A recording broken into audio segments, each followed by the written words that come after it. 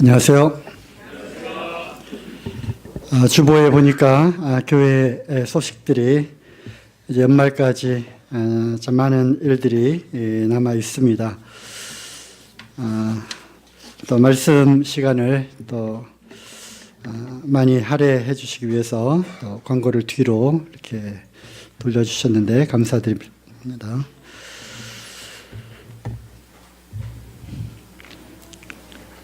그리스도인의 삶의 영역이 하루 24시간을 살펴보거나 또는 일주일간의 우리의 삶을 돌아보거나 또는 한 달, 1년 또는 그 이상의 시간들을 쭉 합쳐 보았을 때 크게는 세 영역에서 또 세 공간, 즉 장소에서 우리가 대부분의 시간을 보낸다고 생각을 합니다.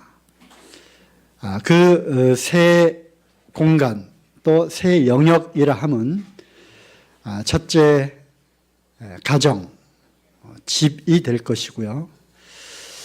두 번째는 교회, 예배당이 될 것입니다.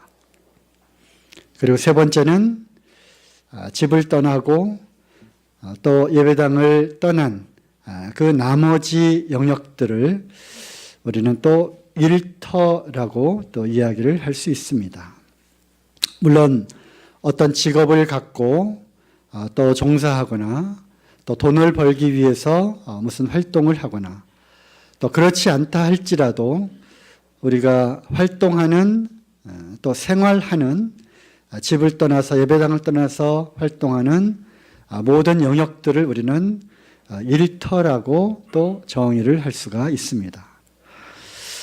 그렇다면 우리가 가정에서 또 교회에서 그리고 일터에서 이 같은 큰 세 영역에서 우리는 어떠한 그리스도인의 균형 잡힌 삶을 살아야 할 것인가를 우리가 생각해 보기를 원합니다.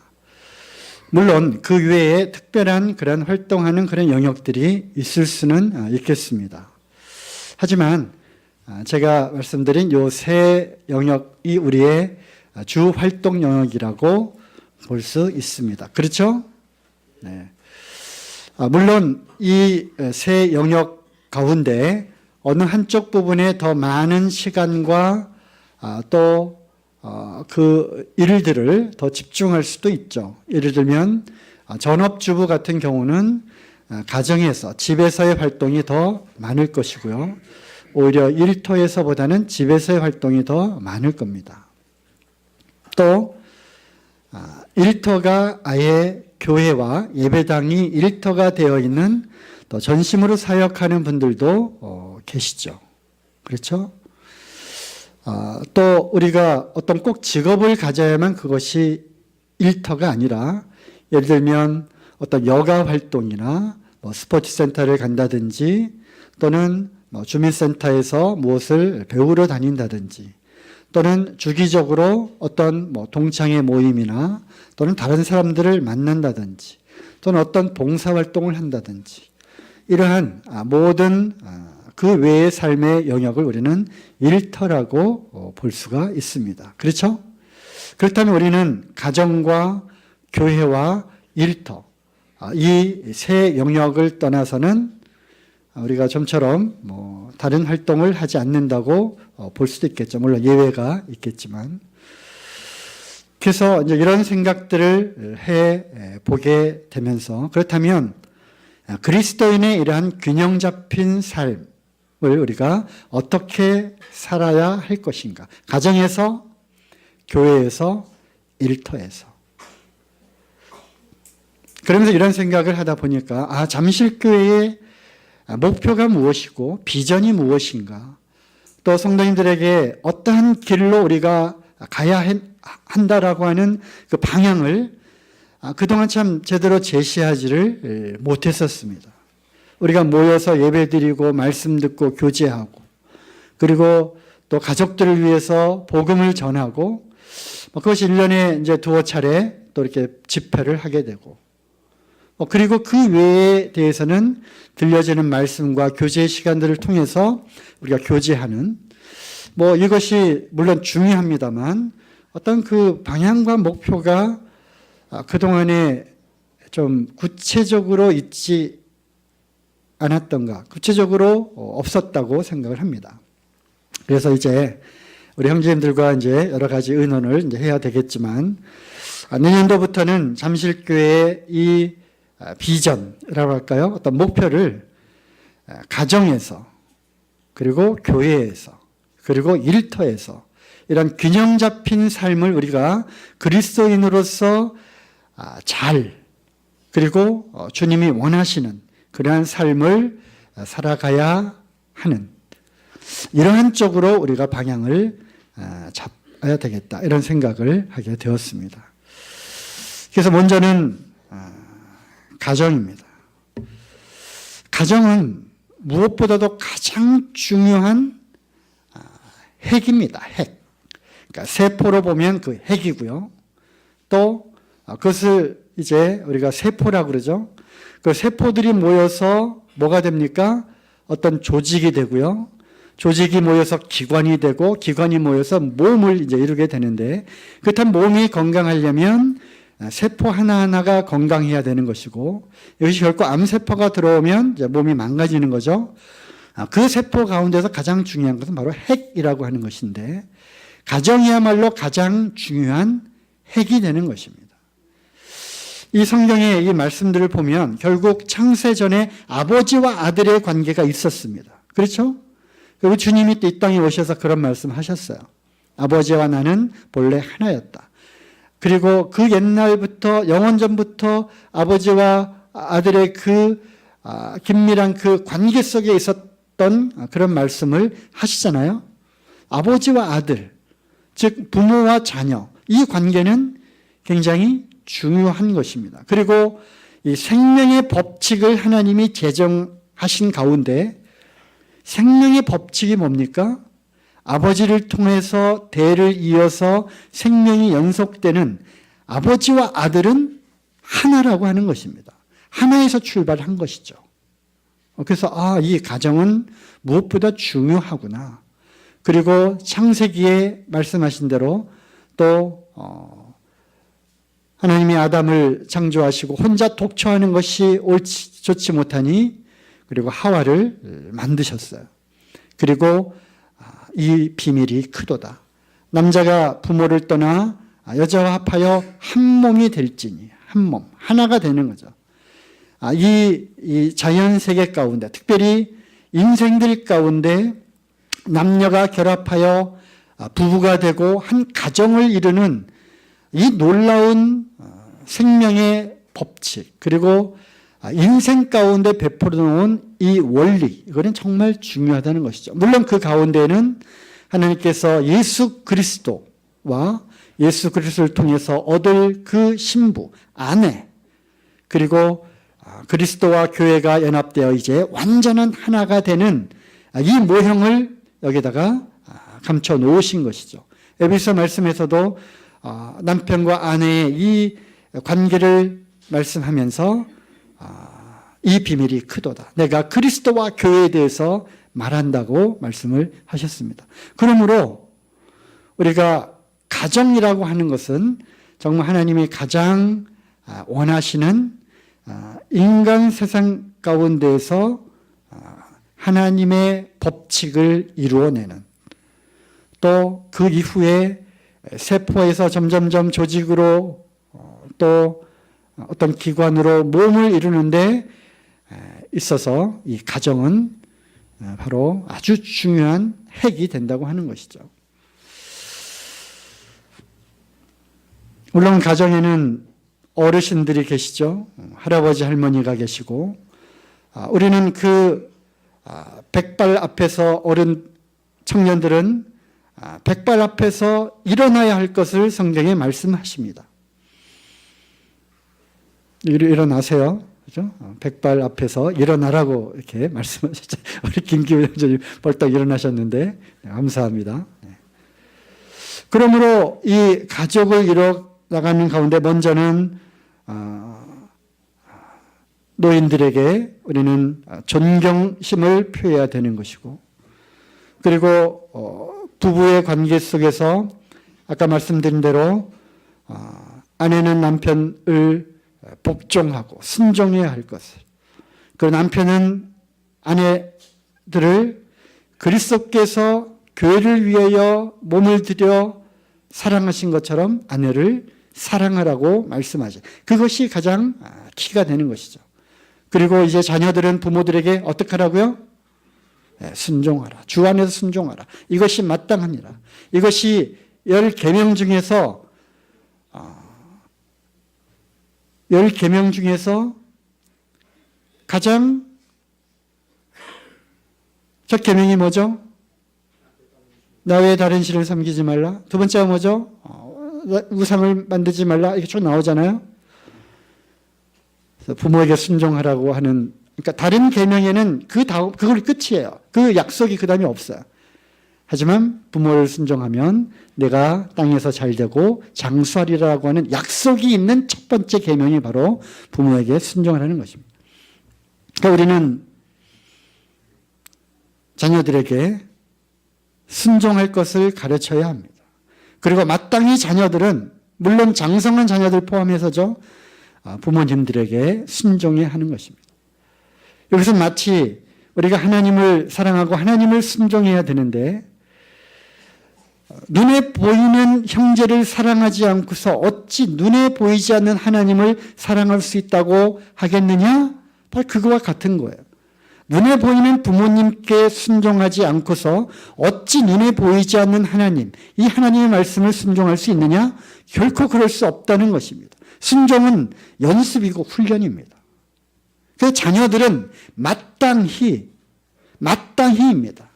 자기의 생각과 관계없이, 내 생각과 관계없이 하나님 말씀에 순종해야 하는 것처럼, 하나님 나는 그렇게 생각 안 하는데요, 이와 같이 하나님께 대들 자가 누가 있겠습니까? 너가 누구이길래 감히 하나님을 힐문하느냐? 그거와 같은 레벨인 거예요. 부모님께 순종한다고 하는 것은. 하지만 오늘날 우리 자녀들이 그렇게 합니까? 싫어, 안 할래 하면 학생들이 왕이잖아요. 왜? 공부 안 할까 봐, 집 나갈까 봐. 그냥 두시면 돼요. 돌아오니까.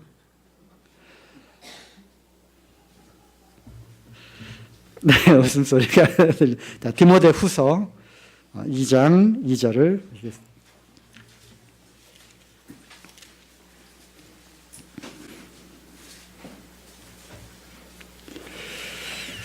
2장 1절. 내 아들아, 그러므로 네가 그리스도 예수 안에 있는 은혜 속에서 강하고 또 내가 많은 증인 앞에서 내게 들은 바를 충성된 사람들에게 부탁하라.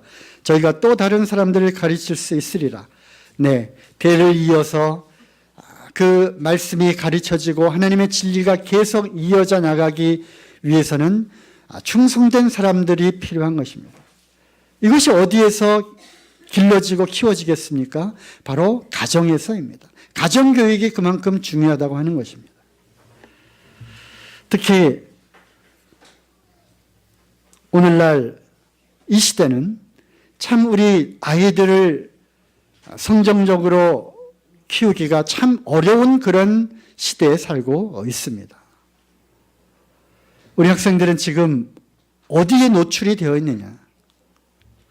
진화론에 노출되어 있습니다. 6일은 진화론이고요. 하루만 창조론입니다. 그리고 이미 교과서뿐만 아니라 그 교과서로부터 출발된 다른 모든 가르침들 가운데 또 기독교를 미워하는, 더 나아가서는 기독교를 박멸시키고자 하는 그런 세력들에 의해서 만들어진 그러한 교과서들, 또 그러한 사상들이 이제 20년, 30년 쭉 진행되어 오면서 이미 우리 아이들은 진화론 그 자체뿐만 아니라 진화론으로부터 출발된 많은 사상들에 노출되어 있고 거기에 몸이 배어있는 선생님들로부터 배운다고 하는 것입니다.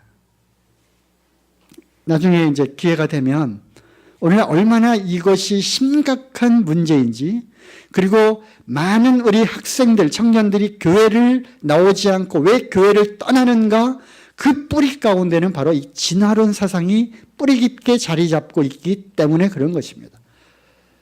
이것이 자리 잡으면요, 무슨 생각이 드는지 아십니까? 하나님 정말 계시는가? 라는 것입니다. 나는 하나님이 믿어지지 않아. 그냥 믿어보려고 애를 쓰고 교회에 나와 보지만 아닌 것 같아. 왜? 내가 그동안 배우고 경험하고 들었던 것들하고 교회는 많이 다르거든. 어떻게 이런 것이 있을 수 있지? 이건 하나의 어떤 교회에서 만든 주장하는 한 어떤 이론일 뿐이야 라고, 그러한 생각이 마음에 들기 시작하면서부터 사단이 역사하는 것입니다. 그럼 믿음이 들어갈 수가 없는 거예요. 그래서 우리 부모님들은 배워야 됩니다. 이 세상이, 이 교육 제도가 지금 어떻게 되어 있고 무엇을 가르치고 있는지 알아야 되는 거예요. 거기에 철저하게 대비해야 되고요. 또 말할 것들을 준비해야 되는 것입니다. 배워야 되는 거예요. 아이들이 질문합니다.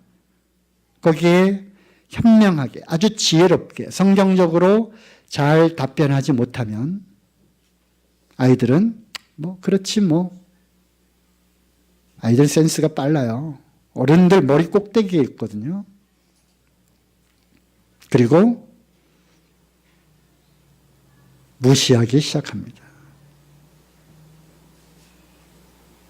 그러면 점점 이제 고등학교 졸업하고 대학에 들어가면, 그 물을 또 먹게 되면 교회에 안 나오기 시작하는 겁니다.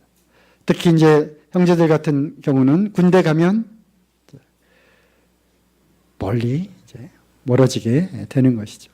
그래서 이 아이들 때, 이 부모들의 이 신앙 교육이 얼마나 중요한가. 진화론 뿐이 아니죠. 또 포스트 모더니즘, 굉장히 어려운 단어인데요. 한마디로 요약하면 절대적인 것은 없다입니다. 참 이거는 아주 무서운 말이에요. 기독교를 전면적으로 대적하고 도전하는 말이거든요. 절대적인 것은 없다는 거예요. 하나님, 그게 어디 있어? 성경의 진리, 그게 왜 절대적인 거야? 그렇게 볼 수도 있지만 꼭 그렇지 않을 수도 있는 거야. 그러므로 이 포스트 모더니즘 사상에 이제 지금 다 그런 세상에 살고 있거든요. 그러면 결과가 뭐냐? 너가 원하는 것, 내가 하고 싶은 것, 그것을 하라는 겁니다. 왜? 너가 세운 그것이 기준이기 되기 때문에. 그게 기준이지 다른 사람들 것, 절대적인 것, 그건 없는 거니까 너가 하고 싶은 거를 하라, 누려라. 그래서 시작한 것이 히피 문화가 그래서 시작한 거예요. 히피 문화. 60년대, 70년대. 이때 포스트 모더니즘 사상이 전 세계를 휩쓸고 갔거든요. 그리고 프랑스의 68 문화혁명과 이제 같이 접목이 되어가지고 또 공산주의 몰락하면서 이제 온 사회에 어떤 이러한 사회주의, 자유주의 이런 물결이 전 세계를 휩쓸고 있는 거예요. 여기에 지금 노출되어 있습니다. 너 하고 싶은 거 해라. 왜 너를 누가 구속해? 누가 너를 그걸 못하게 해? 그건 잘못된 거야. 그래서 아이들이 자꾸 그러지 않아도 럭비공처럼 어디로 튈지 모르는데 아이들이 자꾸 뛰쳐나가는 거예요. 그래서 이제 정말 이 중요한 그러한 시기에 우리가 살고 있다는 것입니다. 이제는 다음 세대가 아니에요. 성경은 뭐라고 말씀하신지 아세요? 다음 세대가 아닙니다. 사사기 2장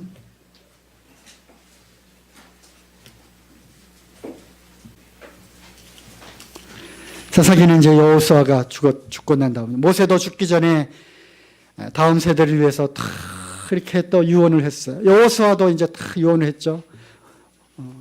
우리를 인도하신 그 여호와 하나님을 보라. 나와 내 집은 여호와를 선택하겠다. 너희도 선택하라. 바로 그 세대가 이제 한참 지났어요. 사사기 2장 10절. 그 세대 사람도 다 그 열조에게로 돌아갔고 그 후에 일어난 다른 세대는 여호와를 알지 못하며 여호와께서 이스라엘을 위하여 행하신 일도 알지 못하였더라. 다음 세대가 아니라 무슨 세대라고 되어 있습니까? 다른 세대입니다. 다른 세대. Another generation입니다. Next generation이 아니라 Another generation. 우리는 지금 다른 세대에 살고 있는 거예요. 그리고 우리 아이들이 지금 다른 세대의 사람들과 섞여서 살고 있는 거예요. 여기에서 올바른 신앙적인 그런 가치관을 어렸을 때부터 가르치고 그것이 삶이 되도록까지 하지 않으면 부모님 눈앞에서는 하는 척합니다. 교회에 와서는 하는 척해요. 하지만 혼자 있을 때, 그게 중요한 거예요. 혼자 있을 때, 은밀한 방에 혼자 있을 때, 그리고 아무리 믿지 않는, 그리고 자기를 무시하는, 도전해오는, 핍박하는 그러한 다른 세대 세상 가운데 혼자 호련히 남아있을지라도 의연하게 그 믿음을 지키고 하나님을 나는 경외하는 사람입니다라고 외칠 수 있는 그런 아이들로 훈련시키기 위해서는 가정에서부터 이게 시작돼야 된다는 거예요. 일주일에 1시간, 주일날 이 짧은 이 한 통학의 시간 가지고는 기대하지 마십시오. 그런 일은, 그런 기적은 일어날 수가 없는 것입니다. 가정에서 부모님들이 이것을 가르쳐야 되는 거예요. 그러기 위해서는 어떻게 해야 됩니까? 먼저는 부모님들이 본을 보이지 않으면 안 되는 것입니다. 아이들 뭐라 그랬어요? 어른들보다 빨라요. 얼마나 빠른지 몰라. 딱 보면 벌써 공기, 분위기를 벌써 짐작합니다. 그래서 말은 그렇게 하지만 속으로 생각하는 거죠. 자기네들은. 이렇게 생각하는 거예요. 자기네들은. 그래놓고 우리 보고 하지 말라고 그래. 이렇게 생각하는 거예요. 그래서 아이들 정말 제대로 똑바르게 영적으로 키우시려면 부모님들이 잘해야 되는 것입니다. 자녀들의 양육은 하나님이 자녀를 주신 것은 부모들에게 위탁한 거예요. 위임한 거예요. 책임이 있어요. 양육의 그 책임이 있습니다. 그래서 아이들이, 또 자녀들이 삐뚤어진다, 잘못 나가고 있다. 전적으로 100%는 아니지만 99.9%는 누구 책임입니까? 누구 책임이에요? 부모님 책임입니다.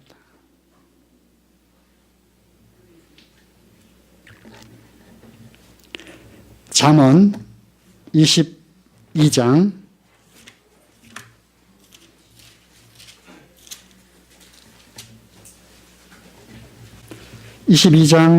6절입니다.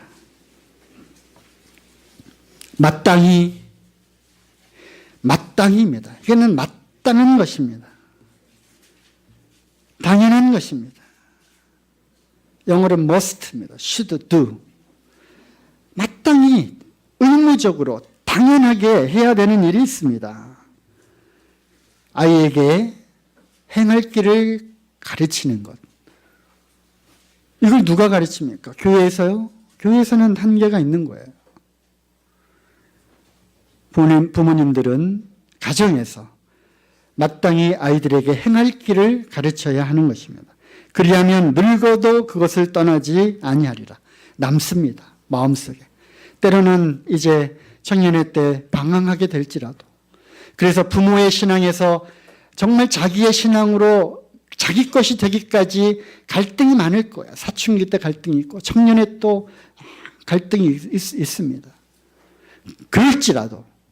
그럴지라도 아이의 때 마땅히 행할 것이 마음속 깊은 곳에 심겨지고 자리 잡아 있다면 돌아옵니다. 돌아오게 되어 있어요. 그래서 오늘날 진화론과 또 포스트 모더니즘과 또 뉴에이지 정말 아주 무서운 그런 세상이죠. 너가 신이 될 수 있다는 거야. 명상을 하면 또 스스로 뭔가를 묵상하고 깨달으면 너도 그리스도가 될 수 있다. 여기서 많이 듣던 소리 아니에요? 사단이 이와 같이 여러 방법으로 세상 가운데 이런 그 안개, 그죠? 그래서 그리스도의 그 영광의 빛이 비치지 못하도록 미혹의 영들을 심어 넣었어요. 뉴에이지 사상들. 이것이 또 많은 그런 영화나 문화 속에 다 들어가 있어요. 그렇죠? 네. 마법, 해리 포터, 무슨 동물원 해가지고 판타지 영화. 와, 거기에 조금씩 그 사상이 다 들어가 있어요. 헐리우드는 이미 사단이 장악을 했거든요. 헐리우드 영화를 물론 저도 봅니다. 재밌어서 아니고요. 저희 자매가 웃는데 나는 재밌어서 보는 게 아니라 연구하기 위해서. 네, 웃으시는 분은 안 믿으시는 분이시네요. 네. 연구하기 위해서. 아, 저렇게 또 녹아 있구나. 가끔가다 그 테이블 보면은 루시라고 하는 영화가 나오는데, 와, 뉴에이지에 완전히 100% 뉴에이지를 퍼뜨리기 위해서 만드는 거.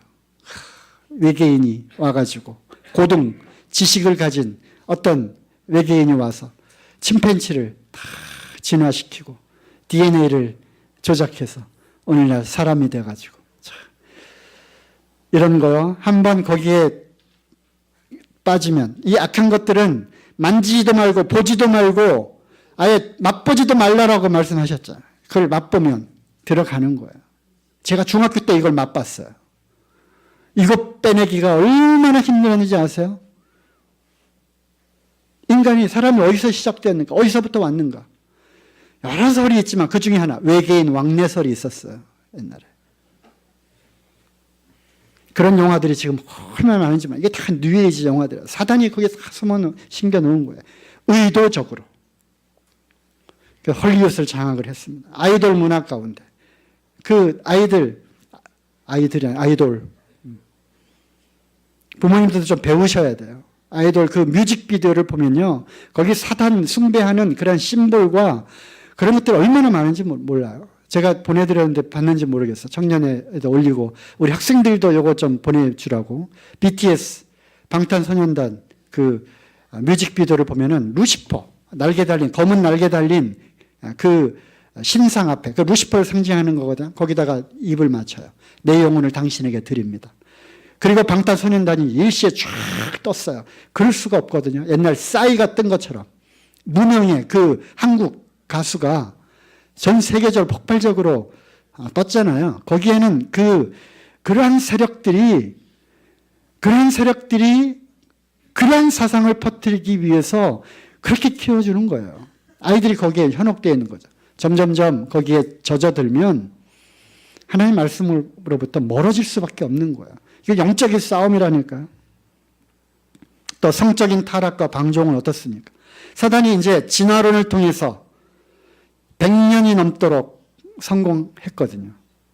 그 다음 마지막으로 기독교를 괴멸시킬 전략이 뭔지 아세요? 젠더 혁명입니다. 젠더 혁명으로 이제 도전장을 내밀었어요. 이거면 기독교 끝난다. 그리고 교회가 하나씩 무너지고 있어요. 젠더 혁명이 뭡니까? 하나님이 남자를 자기 형상대로 사람을 창조했어요. 남자. 그리고 남자가 독초하는 것이 옳지 못하니 여자를 만들었어요. 그래서 이 생물학적인 성은 남자와 여자 둘밖에 없어요. 이 둘을 결합을 통해서 생명이 이어져가는 이것이 하나님의 법칙이에요.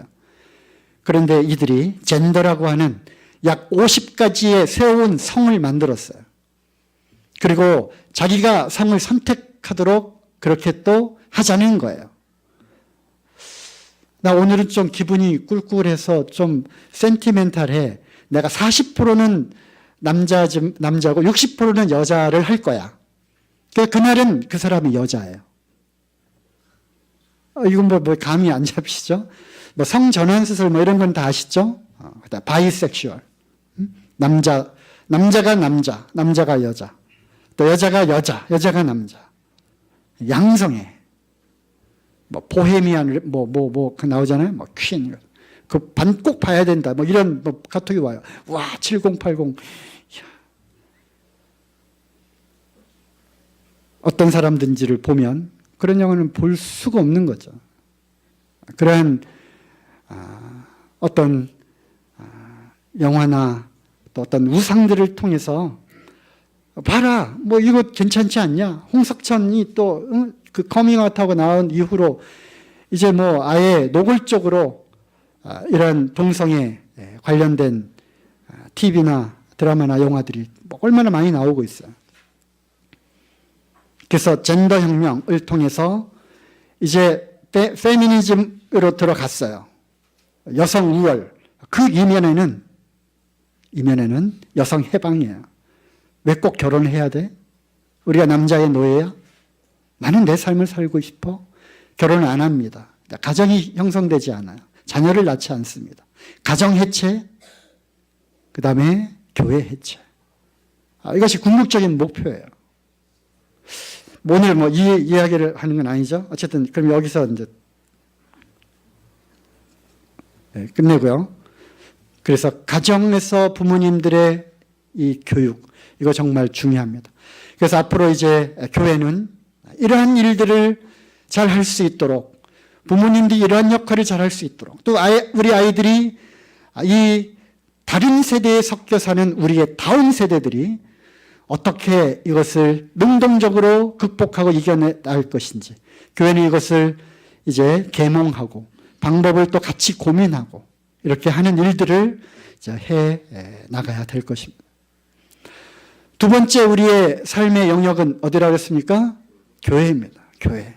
교회는 제가 한 2, 3년 전에 말씀을 드린 것 같은데, 사도행전 보겠습니다.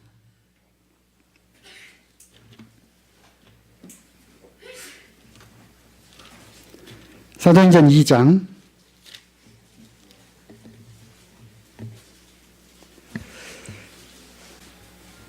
41절부터 구원을 받으라 하니까 구원을 받고 이제 침례를 받았습니다. 그리고 41절, 그 말을 받는 사람들은 세례를 받음에 이날의 제자의 수가 3,000이나 더하다. 예루살렘 교회 3,000명이 막 하루아침에 구원을 받았어요.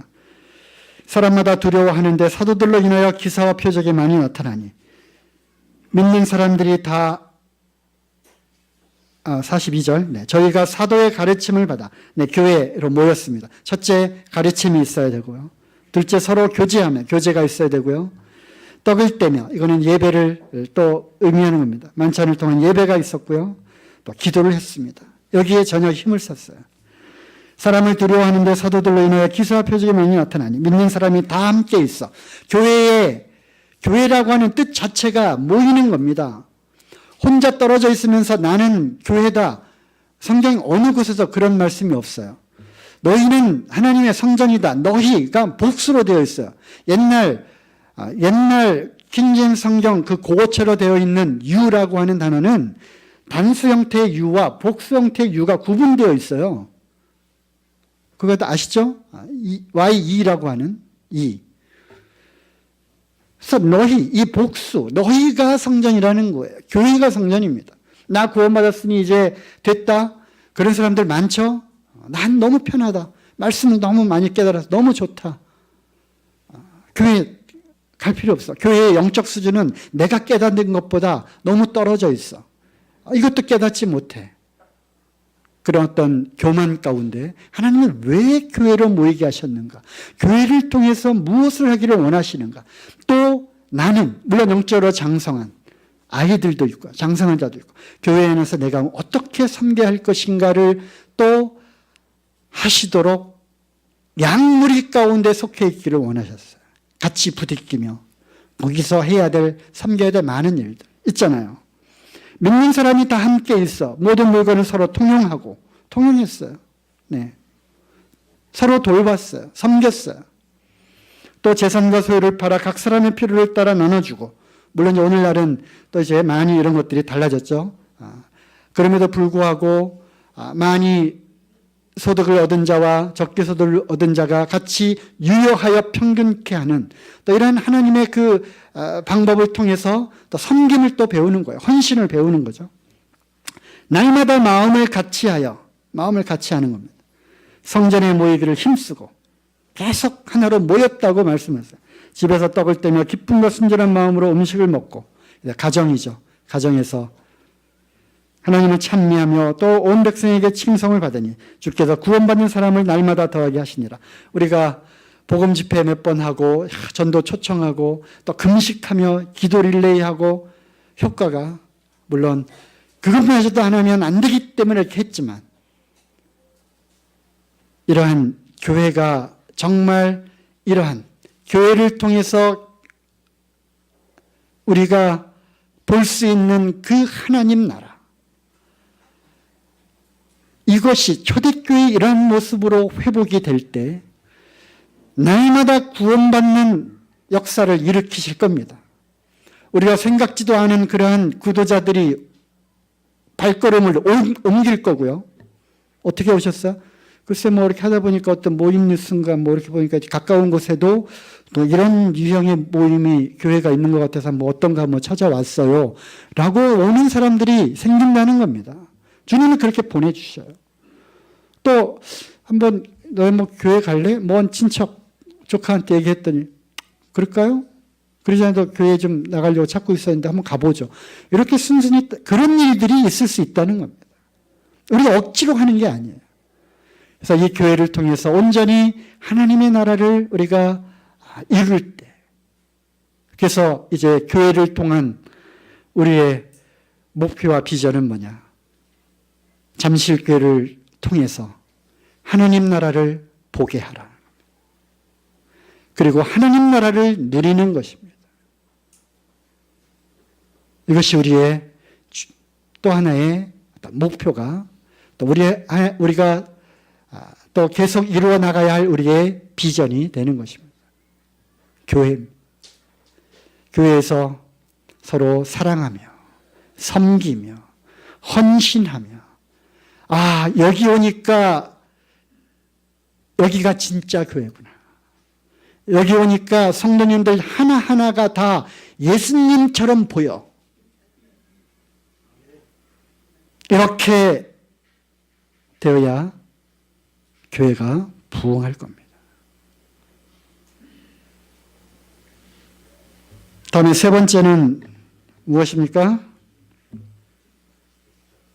일터입니다. 일터는 우리가 생각해 보니까 집에 있는 시간보다 교회에 있는 시간보다 더 많은 시간을 보내는 곳이 일터입니다. 그렇죠? 아까도 말씀드렸듯이 직장 그거 관계없이요. 어쨌든 집을 떠나면 그게 다 우리의 일터가 되는 거예요. 만나는 사람들, 행하는 모든 일들, 일이잖아, 일. 그걸 하는 곳이 바로 일터인 거예요.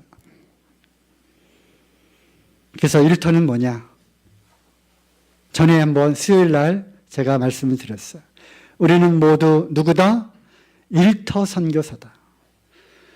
그래서 이제 일터 선교사 파송식을 한번 할 거예요.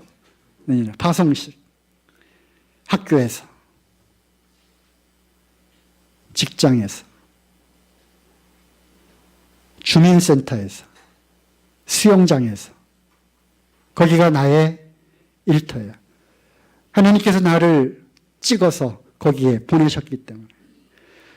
남아공, 중국, 필리핀, 네팔 여기에 가서만이 선교사가 아니라 우리의 일터 그 자체가 우리의 선교지입니다. 그 사람들만 선교사가 아니라 우리도 선교사라는 것입니다. 그래서 이제 우리는 선교 전략을 짜야 되는 거예요. 이제 무조건 가서 성경 펴고 성경 공부하자, 또 예수님 믿어라, 교회 가자. 이제는 그러한 선교 전략은 먹혀 들어가지 않는 시대예요. 왜냐하면 오늘날 다른 많은 교회들이 이미 신뢰를 잃었기 때문에. 그 목사들 왜 그래?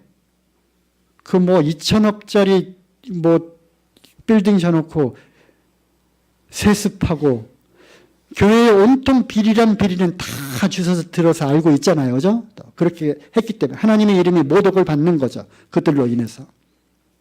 그래서 우리의 선교 전략을 이제 짜야 되는 거예요.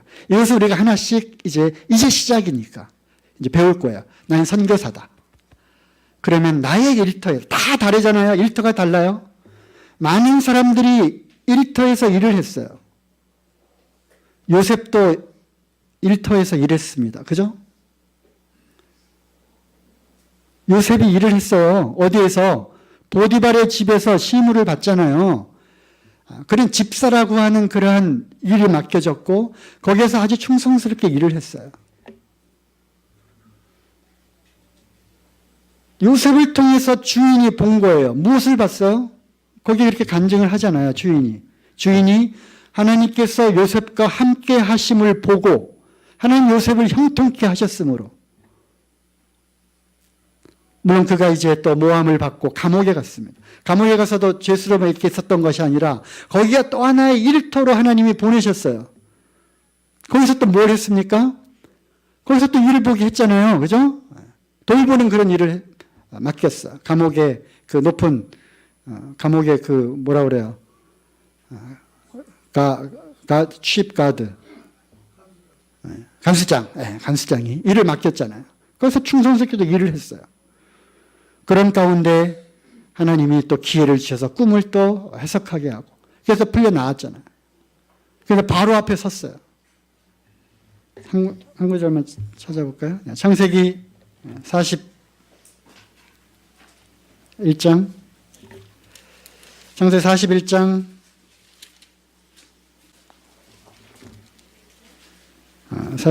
38절 바로가 그 신하들에게 이르되 이와 같이 하나님의 신에 감동한 사람을 우리가 어찌 얻을 수 있으리요.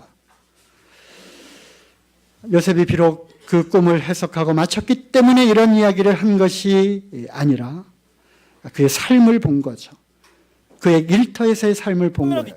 그리고 요셉은 이제 충성스럽게 국무총리로서의 그 일을 했어요. 그러다가 하나님이 기회를 주셨잖아요. 자기 아버지와 그 형제들을 구원할 수 있는 그 길을 열어주셨어요. 우리의 이 보냄을 입은 그 각 지역에서 해야 되는 그런 일들이 얼마나 많은지요. 거기서 충성스럽게 우리가 일을 하는 겁니다. 이렇게 이제 평가를 받을 사람이 누가 있겠습니까? 우리는 이런 평가를 받아야 되는 것입니다. 믿지 않는 사람들이, 나의 직장의 상사가, 늘 만나는 어떤 이웃집 아주머니로부터, 또는 우리 학생들 같으면 선생님으로부터 어떻게 해요?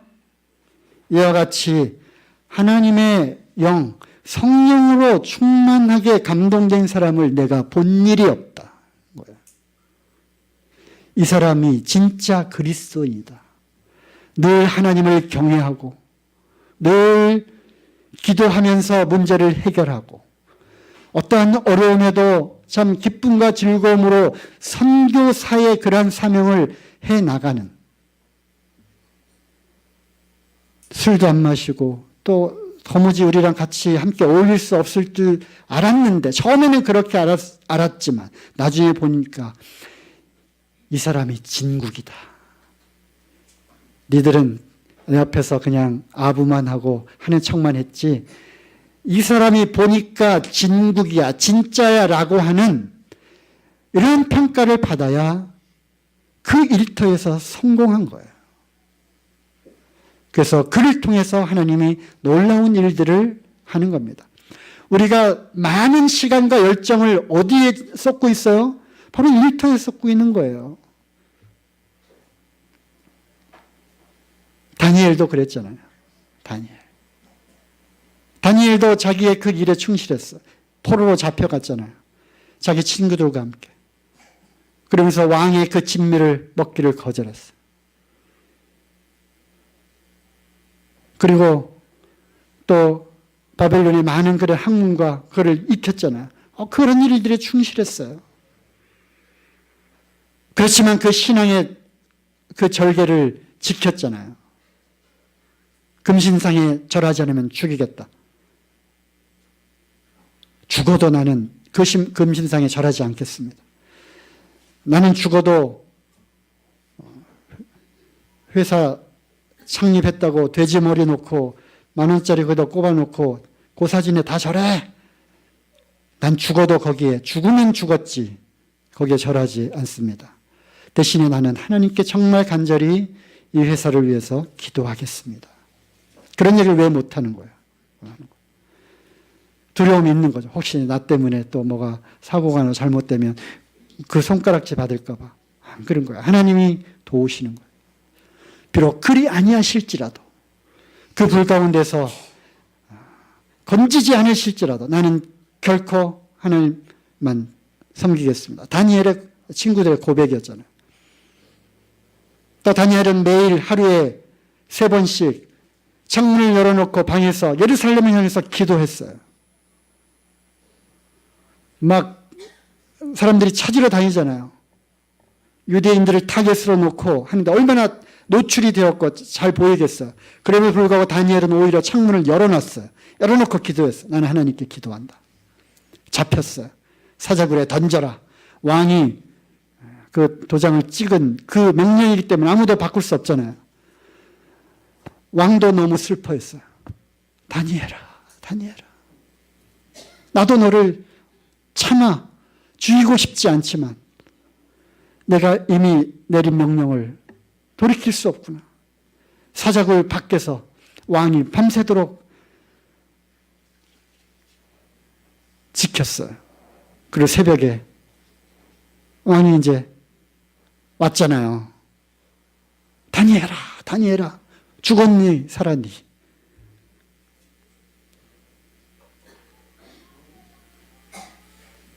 그 굶주린 사자가 그 다음에 다니엘과 유대인들을 모함한 사람들을 집어넣어라 했을 때 그 사자굴에 집어진 사람들이 땅에 닿기도 전에 사자들이 움켜서 다 찢어 발겼다고 되어 있잖아요. 그런 그 사자굴에서 다니엘은 살았어요. 그러면서 왕이 고백을 하죠. 이 다니엘의 하나님을 찬양하라. 이 다니엘의 하나님을 찬양하라. 우리가 일터에서 이런 고백을 우리도 들어야 하는 거예요. 그것이 우리의 성공한 그리스도인의 일터에서의 삶인 거예요. 이 사람 보니까 정말 교회 다니고 쑥맥이고 그냥 바지 저고리고 아무것도 아닌 줄 알았더니 정말 이 사람 안에는 뭔가가 있다. 그 뭔가가 뭐냐? 하나님을 경외하는, 하나님을 정말 끝까지 충성스럽게 섬기는, 하나님께 기도하는, 그것이 우리의 선교 전략인 거예요. 자, 누가복음 보겠습니다.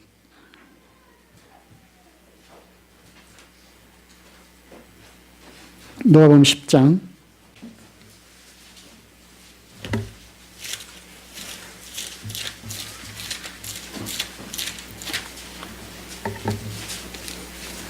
10장 1절부터 1절 보시면 이후에 주께서 달리 70인을 세우사 친히 가시려는 각동각처로 둘씩 앞서 보내시며 일시되 추수할 것은 많되 일꾼이 적으니 그러므로 추수하는 주인에게 청하여 추수할 일꾼들을 보내어 주소서 하라. 갈지어다 내가 너희를 보냄이 어린 양을 이리 가운데로 보냄과 같도다. 그래서 12 제자들 이외에 주님이 70명을 따로 세우셨어요. 그리고 그들을 이와 같이 말씀하십니다. 너희는 일꾼이다. 그리고 넘기셔서 10장 17절 70인이 기뻐 돌아와 가로되 주여 주의 이름으로 귀신들도 우리에게 항복하더이다. 그러니까 돌아와서 이제 보고합니다. 그래서 교회는 주일날 이 선교사를 또 격려하고 일주일 동안 있었던 선교 보고를 같이 나눌 거예요. 선교 보고 하셔야 됩니다. 내가 누구를 위해서 지금 기도하면서 그를 위해서 참 열심히 참 돌봐주고 위로해주고 남들이 하기 힘든 거 같이 도와주고 그리고 이제 있다. 또 일주일 동안 또 했던 일들. 구체적인 것들은 이제 또 우리 내년에 어떻게 우리가 이 일터 선교사로서 이제 어떤 것들을 갖춰 나갈 것인지, 어떤 전략을 각자 세워서 할 것인지를 우리가 또 교제를 해야 되겠지만, 각각 돌아와서 보고하는 거 아니에요. 주님께 보고하는 겁니다. 그리고 서로 나누고 또 격려해주고 같이 또 기도해주고, 또 실패를 했다면 왜 실패했는지 또 함께 또 나누면서 이렇게 해보면 어때요? 이런 것들을 또 나누고. 그래서 70명 선교사, 70명 선교사, 일터 선교사를 파송을 할 건데요. 70명이 될 때까지 교회가 기도하고 나아갈 겁니다. 우리 예찬이 형제도 그지? 할 거지? 70명 일터 선교사에 내가 제 1번 타자로 신청해. 응? 내가 2번 타자 할게. 딱 학교에서. 나는 학생 선교사다. 그래서 우리가 균형 잡힌 그리스도인의 삶. 첫째, 가정입니다. 하나님을 섬기는 가정. 두 번째, 건강한 교회. 여기에서 하나님 나라를 우리는 누리고 보게 해야 되는 것입니다.